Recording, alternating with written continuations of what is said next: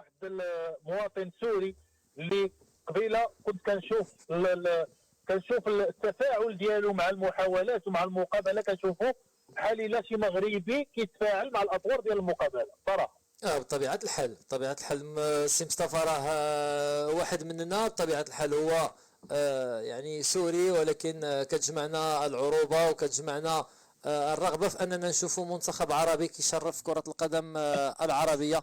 وحنا دائما كنقولوا أن المنتخب المغربي ليس هو فقط منتخب عربي، بل هو منتخب عربي، منتخب إفريقي، منتخب أمازيغي، منتخب صحراوي، منتخب أطلسي.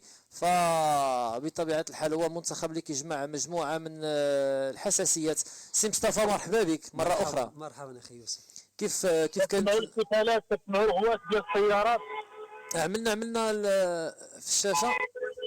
يعني كيفاش عشتي سي مصطفى هاد المباراة هذه؟ ربما شفناك حتى انت كنتي على الأعصاب، فيعني كيفاش عشتي معنا هاد المباراة هذه؟ نعم، عشت يعني الأحاسيس خطوة بخطوة، باعتبار كما ذكرت قبل يعني أنه يعتبر منتخبنا يعني المغرب هو يمثلنا كعرب ومسلمين، فكان ضغط كثير بصراحة. التأسف على الفرص اللي ضاعت، يعني للأسف فرص كان ممكن نخلص ونفرح من وقت أبكر يعني قبل، لكن ما شاء الله الأسود فعلوها، وما شاء الله بونو يعني نجم بشكل ما شاء الله يعني طبيعي. ليس من السهل انك تصدى تقريبا شحال 3 ديال ضربات الجزاء؟ تماما 3 ولا 4؟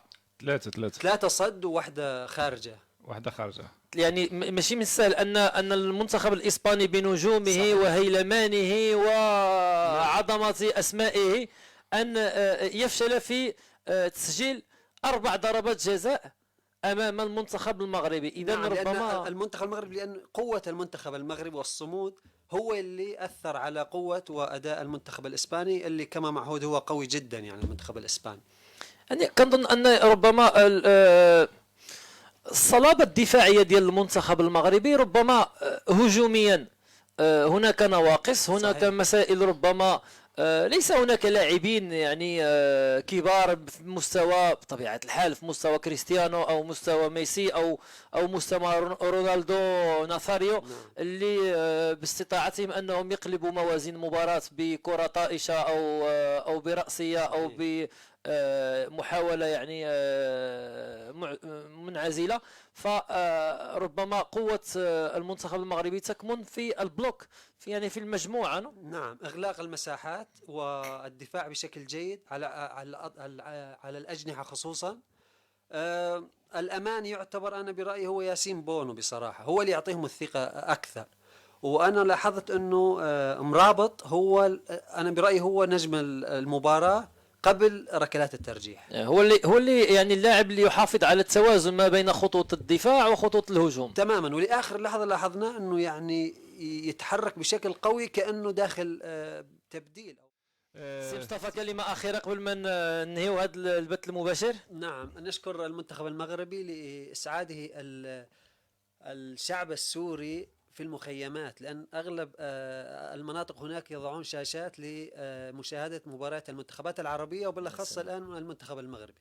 فنشكرهم، نحب نهديهم تحية من الشعب السوري كاملة، وندعي لهم إن شاء الله أنه يكملوا المسير لأفضل المستويات وأفضل الترتيب في كأس العالم إن شاء الله. إذا زميلي مصطفى، نحن كذلك بدورنا من راديو المهاجر نتمنى للشعب السوري الشقيق يعني نبادله كل الحب والاحترام والتقدير، ونتمنى أن تزول هذه الغمامة، غمامة الحروب وغمامة الدماء، وأن يعم السلم والسلام على الشعب السوري الشقيق، وأن تعود سوريا إلى عزها وإلى كرامتها وإلى سلمها. وتحية عالية للشعب السوري الشقيق، وكذلك إلى الشعب الفلسطيني وإلى كل الشعوب العربية في كل البلاد العربية. إذن أعزائي عزيزاتي من الراديو العربية ببرشلونة، من راديو المهاجر، نحييكم كما قلت على أمل اللقاء بكم في مباراة ربع نهاية كأس العالم يوم السبت ابتداء من الساعة 2 ظهرا. المباراة غتبدأ على الساعة 4، ونحن البث المباشر غيبدأ على الساعة 2. إذن إلى ذلكم الحين أستودعكم الله الذي لا تضيع ودائعه. ليلة سعيدة.